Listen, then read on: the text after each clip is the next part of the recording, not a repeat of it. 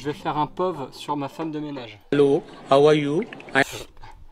Bon allez, on a un problème, le lanterneau est trop grand de quelques millimètres. Du coup on va devoir décaler le panneau solaire. Pour ce faire, il va falloir qu'on chauffe à la décapeuse thermique un petit peu pour pouvoir en fait mettre des coups de cutter et puis enlever tous les joints. Donc je vais faire ça vite fait. Ça y est, on a démonté les cales. Alors ça a laissé du Sikaflex partout. Et tout ça pour décaler de quelques millimètres. On va nettoyer les petites cales, enlever la vieille colle qui n'a pas prise. On va enlever les joints, nettoyer au wet spirit. On va les remettre mais 2 cm plus loin. Bonjour, je suis Stéphanie et puis je nettoie. Donc hier j'ai enlevé tout le mastic. Le panneau est juste posé. Il y a eu de l'orage un peu à bouger. J'avais mis les têtes de pioche, des plaques en bois sur le panneau solaire. On va commencer à marquer. Alors j'ai commencé hier mais ça veut plus partir. Remigration. Mais enfin ça va pas! C'est juste insupportable! On va prendre les dimensions. Le panneau solaire ensuite on va le remastiquer. J'ai juste de passer de l'acétone pour décaper un petit peu. Hier j'ai lavé tout le toit du camion parce que c'était collé en fait vu qu'on a été sous les arbres. Il y avait plein de sève. Puis là maintenant on va recouper autour. Le résultat final devrait donner ça. Et on a un petit problème, le lanterneau dépasse un petit peu là, donc il faudrait que je le redécale vraiment plus à gauche. Mais le problème c'est que on peut plus mettre le panneau solaire, donc va falloir que je replie un petit peu la tôle. D'accord! Donc on voit ce qu'on peut faire sur ça pour éviter les infiltrations. Bon, le panneau solaire en fait là il est vraiment calé au maximum parce qu'après il y a ça qui bloque, ça me rassure. Il passe pile poil, on va se débrouiller, on va replier un petit peu de carrosserie comme on avait fait avec le lanterneau de celui-là. Alors celui-là le mastic est vraiment mal foutu, il n'y a aucune infiltration, par contre c'est dégueulasse. Que toi t'es moche, puis t'es con. Mais on va voir la manière propre de le faire. Donc là je vais faire le marquage à l'intérieur du cadre dans un premier temps, histoire de pas surdécouper, puis on va bourrer de Sikaflex. Alors vous voyez hein, là ça passe vraiment pile poil quoi. Heureusement il y a 2 mm. On va être vraiment très bon. Marqueur noir. Le tracé il est un peu petit mais de toute manière c'est pas un souci ça. Comment expliquer? Sous le lanterneau il va y avoir des petites cales. Là j'ai juste pris le contour intérieur et pas l'extérieur. C'est vraiment pour faire une base. Et puis là ensuite on va prendre l'écart qui est entre là et là quoi. Et comme ça on pourra le caler correctement. 2 cm.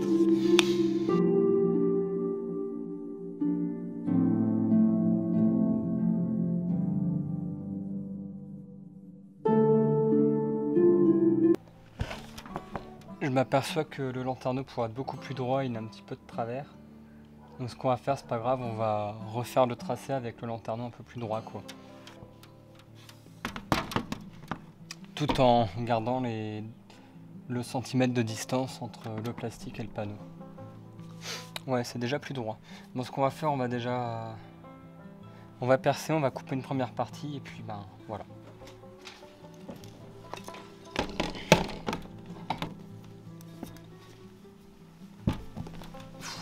Bon, le toit est maintenant équipé de l'électricité. On va percer. Alors pour ça, il va falloir... Oh putain, j'ai oublié. Donc ce qu'on utilise, ça va être une mèche de 3 mm au départ. Pour pré-percer la carrosserie, c'est plus facile. Et ensuite, on va agrandir le trou avec une mèche un forêt de 6 ou 8 mm au choix. Mode marteau, c'est mieux. Waouh!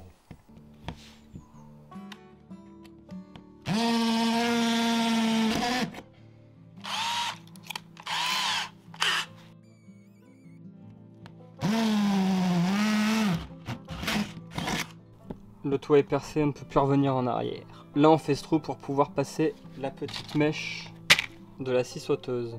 Métaux, bois brut, etc. Le mieux à faire c'est vraiment de prendre une lame de scie sauteuse en métal. Moi j'avais trouvé que ça. Je l'avais fait avec celle-là pour le premier lanterneau, ça avait plutôt bien marché. Après il y a des distances de lame. Le mieux c'est vraiment de prendre une grande, vu qu'il y a encore l'isolation de l'arme à flèche, ça reste collé, le mieux c'est de prendre une longue distance parce qu'il y en a qui sont petites et des fois c'est pas assez. Ce qui fait que la scie sauteuse se met à taper. Un petit point carrosserie, là on voit il y a un petit peu de limaille de fer. Le mieux c'est vraiment de percer la carrosserie avec une scie sauteuse parce qu'il y en a qui le font à la disqueuse. Sauf que la disqueuse elle va chauffer, la limaille de fer en fait va sauter avec la disqueuse. Et ça va être tellement chaud en fait qu'après ça va se coller à la carrosserie et ça va rouiller. Donc j'en ai vu qui se sont fait avoir avec plein de points de rouille ensuite sur leur camion parce qu'ils ont fait leur lanterneau à la disqueuse. La scie sauteuse chauffe beaucoup moins qu'une disqueuse, donc on n'a pas toute cette problématique. Et le problème avec la disqueuse, comme je viens de vous dire, la limaille de fer va coller à la carrosserie. Par contre, c'est gérable si vous êtes dans ce cas-là. vous pouvez frotter en fait avec du white spirit et tout la carrosserie pour décoller la limaille de fer. Et en dessous, en fait, la peinture n'a pas bougé. C'est vraiment la limaille de fer qui est rouillée et pas votre carrosserie en fait.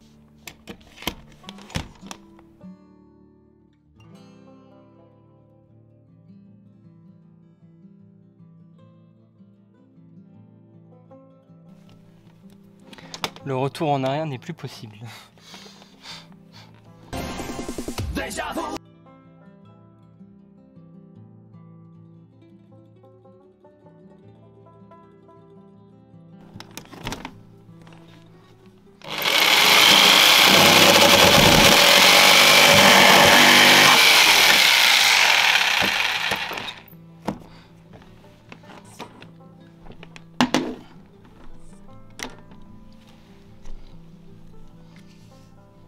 Voilà, effectivement, le retour en arrière n'est vraiment plus possible.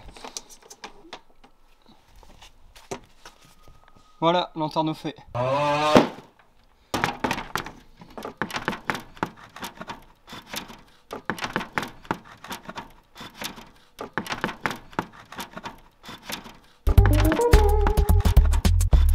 Ouais, voilà. Maintenant, ça va juste être du détail, ça veut pas s'enfoncer, mais mieux vaut couper petit à petit, hein. C'est le toit, faut vraiment pas rire avec parce que après on se tape toute la pluie dedans et c'est pas cool.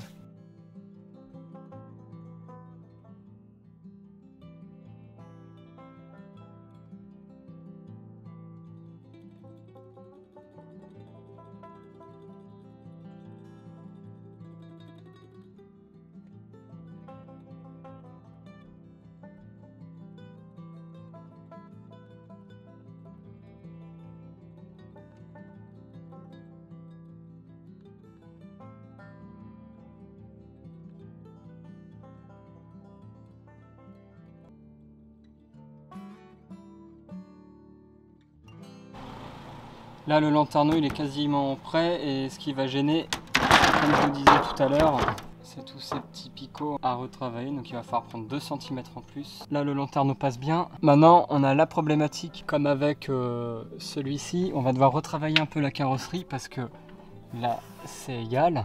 Et là, c'est renfoncé, donc il va falloir qu'on tapote avec le marteau. On va mettre un système de tasseau et il va falloir qu'on redresse la carrosserie, quoi. Vous voyez, sinon il y a un gros jour. Et c'est pas bon. Et là en fait pour l'anecdote, pour ce lanterneau là on est allé en concession. Il y a, sur les Master 3 comme ça on peut mettre des lanterneaux en 70-50. Le truc c'est que ça coûte 600, entre 600 et 700 euros, c'est beaucoup trop cher. Il me disait que jamais je pourrais mettre un lanterneau. Sauf que du coup on a pris celui-là qui coûtait 75 euros. On a juste un peu redressé la carrosserie et puis ben, ça passe impeccable. Et on va faire pareil pour celui-là. Donc le vendeur essayait de me sortir des excuses comme quoi ben, c'est pas adaptable ou ensuite le contre-cadre il est pas assez haut, etc. Donc sauf que le contre-cadre on peut le faire en bois. On remet ensuite une petite épaisseur et puis au lieu que le bouton qui tourne prenne tout là, en fait il est juste un petit peu décalé comme ça. Donc en fait le bouton il est un petit peu décalé comme vous voyez et ça pose aucun souci, on peut ouvrir, fermer quoi. Alors là on a un petit problème qui était prévu, c'est que là le lanterneau il se positionne bien, il y a juste cette carrosserie à rebaisser, sauf que quand on met le lanterneau bien, ici vous voyez qu'il y a un petit problème, ici il y a un petit déport, donc en fait cette tôle j'ai pas envie de la redresser parce que ça va rajouter beaucoup trop de travail, donc ce que je vais faire, je vais redécouper légèrement le lanterneau ici. Ouais. Donc je sais pas trop comment je vais faire pour le moment, enlever quelques millimètres, très certainement le diamètre de cette vis pour pas tout gâcher. Et là ça pourra se poser beaucoup mieux. Ok. C'est vraiment du micro ajustement mais qui est nécessaire pour pouvoir le fixer correctement parce que sinon il y a un gros jour et là on va se retrouver avec toute l'eau pour pas grand chose quoi. Donc une fois que ça va être coupé, ça pourra vraiment s'enfoncer. Du coup ce que j'ai fait, j'ai pris les marquages en fait, on va couper 1 cm à peu près. Heureusement 1 cm c'est pile poil ça, donc il y a juste à suivre la ligne. Puis on va rogner petit à petit, on va limer et normalement ça devrait passer. Pour couper du plastique, on peut réutiliser aussi une scie à métaux, donc parfait, pas besoin de changer de lame.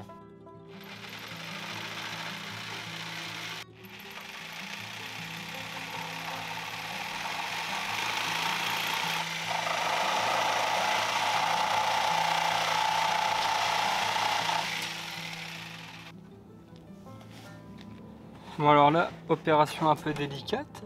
Ça a l'air d'être réussi. On va bien voir ce que ça donne. Hein. Bon donc du coup, je viens de retailler un petit peu le lanterneau, c'est bon. Ce qu'on va faire maintenant, ça va être la carrosserie. On va remettre un petit peu, puisque là c'est gondolé. En fait ça fait. Donc du coup en fait on va redresser tout. Et ça va être un petit peu embêtant à faire mais c'est faisable. Donc, allez, remets-toi à niveau, c'est parti. Pro tips. Ok. C'est de laisser le Sika en fait en plein soleil, comme ça va ramollir un petit peu le joint. Et puis ce sera beaucoup plus facilement applicable. Je l'ai pas filmé parce que c'est assez délicat comme opération.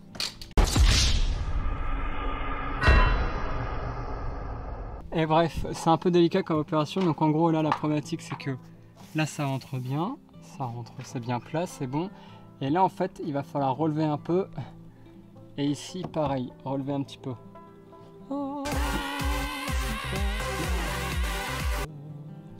Là il y a encore justement le jour, il va falloir qu'on remonte la tôle, et c'est ce qui est dommage. Donc le toit n'est pas plat, mais en fait on est en train de le retravailler.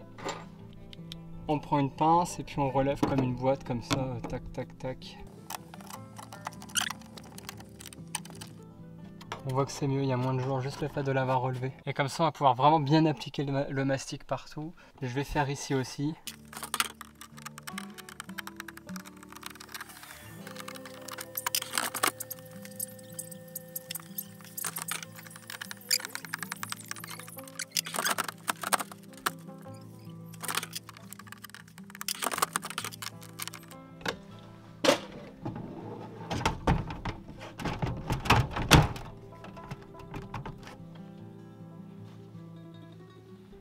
On va mettre ça comme ça comme ça. Et puis en fait, non. Après avoir fait le contre-cadre, ce qu'on fait c'est les pré-trous au niveau de la carrosserie. Donc déjà on se met en marteau. Merci. On prend une mèche longue pour pas toucher le lanterneau. Et puis on perce. Ensuite on appliquera l'anti-rouille.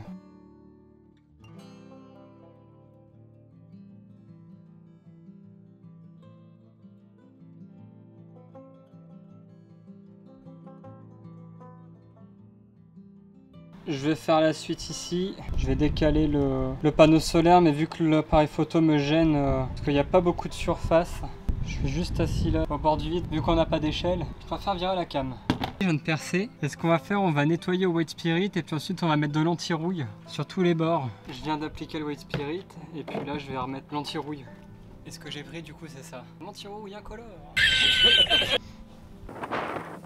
Oh putain, qu'est-ce que ça pue. Heureusement que YouTube ne partage pas encore les odeurs, hein, parce que ça schlingue. Je valide, avec validation.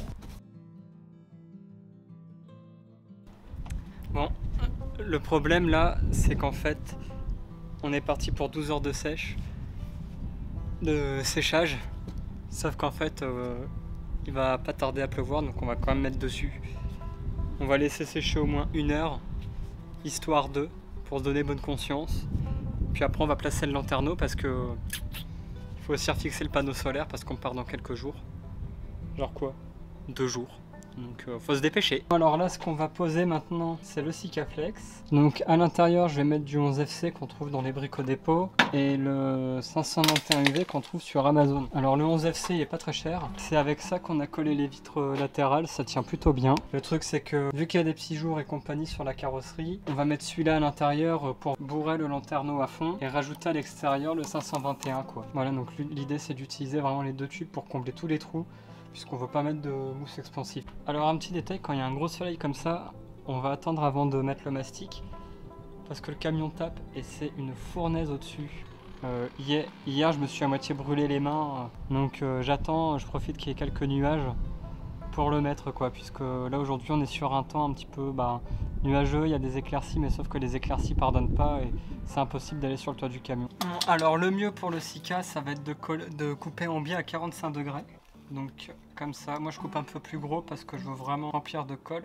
Ça c'était une bouteille déjà ouverte dont j'ai changé la canule.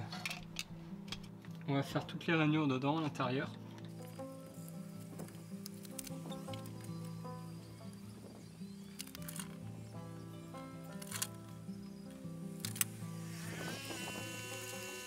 Là le but c'est vraiment que ça dégueule de partout pour combler les jours. Tant que ça tapait dur, j'ai posé du scotch pour éviter les débordements dégueulasses comme sur le lanterneau de derrière.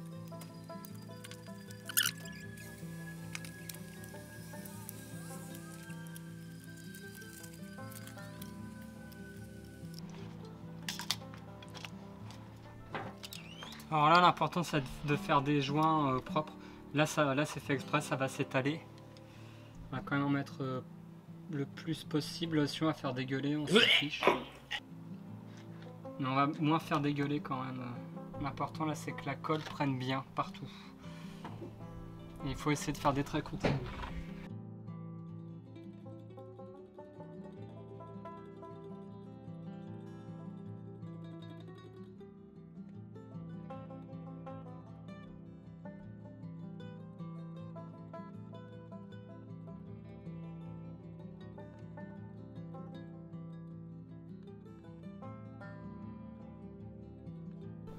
Donc voilà le scotch, hein. On va poser le lanterneau. Voilà, puis là on va vite visser.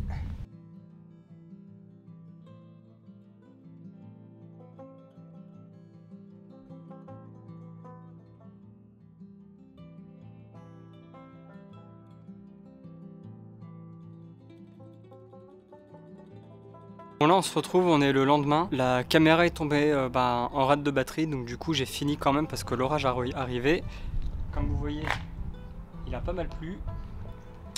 Donc résultat, première nuit, le lanterneau c'est impeccable, il a bien tenu, c'est même beaucoup mieux que ce qu'on avait parce que le toit était légèrement enfoncé à ce niveau-là. Donc maintenant il n'y a plus d'eau stagnante. Je vais vous montrer comment j'ai fait le joint vite fait. On va poser ensuite la moustiquaire pour pouvoir remettre le bois parce qu'il va falloir le redécouper et tout remettre un petit peu comme on avait mis, en mieux. Du coup j'avais mis le joint énorme et tout. Ensuite, alors ce que j'ai fait, j'ai trempé mon doigt dans de l'eau savonneuse pour pouvoir faire le joint. On l'étale comme ça en fait. Comme ça, comme ça, comme ça, comme ça, comme ça. Ce qui fait que ça va faire les bordures et l'étanchéité du joli lanterneau. Donc là encore pareil, du joint, du joint, du joint, du joint. Okay. Ce qui s'est passé pour en haut, là où la vidéo a coupé, j'avais mis donc du scotch de peintre. Et on peut voir que le joint est impeccable. J'ai recouvert aussi les vis avec le Sikaflex pour éviter que les vis ne rouillent. Il nous reste encore le panneau solaire à fixer avec le Sikaflex. Donc vu qu'il a plu, le temps est capricieux. Pour le moment ça reste comme ça. Le lanterneau tient bien, je vais essayer de faire une vue quand même. Je sais pas si on voit bien. Et là pareil, vous pouvez voir en fait que j'ai vraiment forcé à fond sur le joint. Mais vous fumez, monsieur. Pour combler un petit peu l'écart qu'il y a ici, quoi. Encore, ça va être un petit peu les traces de doigts, donc ça on enlèvera à l'acétone. J'ai laissé plein de marques crado. Donc là on va vraiment la différence entre le premier lanterneau, où j'avais pas mis du tout de scotch de peintre, et puis le deuxième lanterneau, quoi. Alors les deux sont vraiment bien isolés. Pour l'anecdote, avant l'envolée des prix, ce lanterneau il m'a coûté 75 € et c'est exactement le même que celui-ci, et celui-là m'a coûté 100 €. Donc là on va rajouter ça, et puis on va laisser Stéphanie faire le bois parce que là j'ai la flemme. Donc normalement le lanterneau il est vendu avec des vis, sauf que là apparemment il n'y en avait pas, les économies bout de chandelle. C'est pas grave, on en a quand même dans notre réserve personnelle. Et puis on va mettre ça tout de suite. Donc pour ce faire, rien de plus simple. Alors normalement on est censé mettre le contre-cadre, mais nous on va le mettre au dernier moment parce qu'on est des gros feignants. T'es un délinquant! On était censé le visser, mais les vis n'étaient pas assez longues. Et en fait on va juste le mettre en appui ici pour pouvoir plaquer les planches, pour pouvoir plaquer en fait les tasseaux. Non, comment ça s'appelle déjà? Linteau. Voilà. Du coup ça bouge pas, le lanterneau est fonctionnel et c'est vraiment de toute beauté, quoi.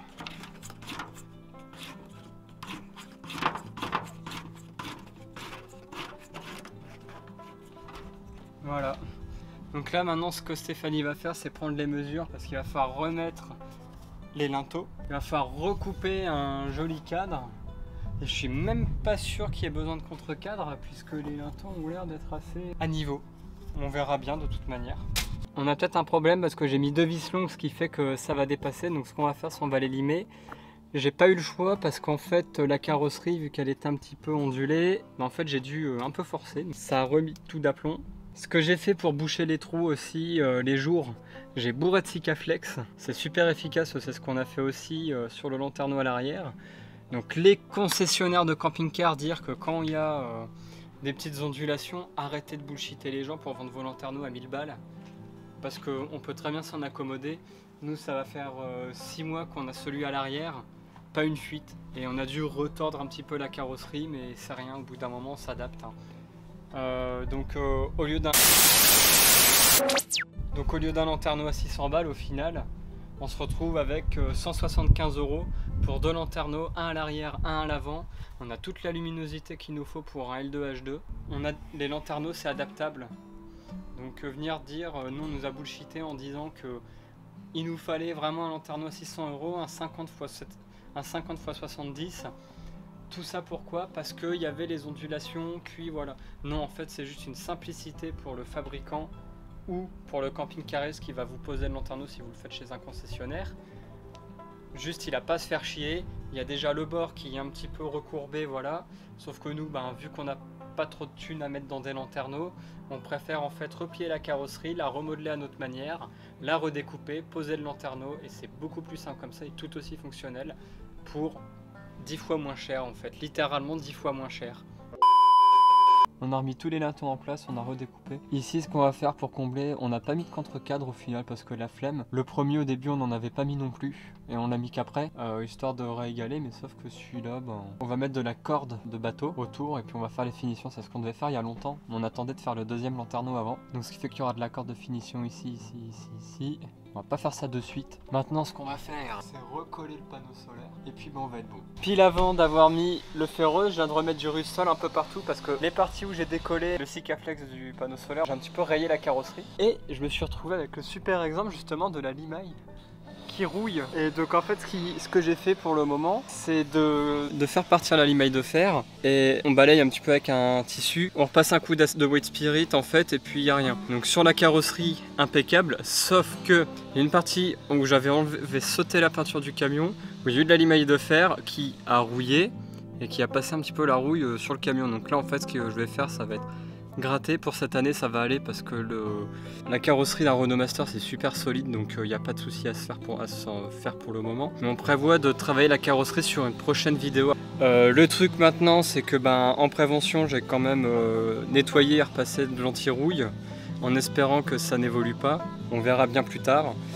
Parce que de toute façon on n'a pas le choix, il faut qu'on remette le Sikaflex pour repartir aujourd'hui. Donc voilà, je vous montre le résultat.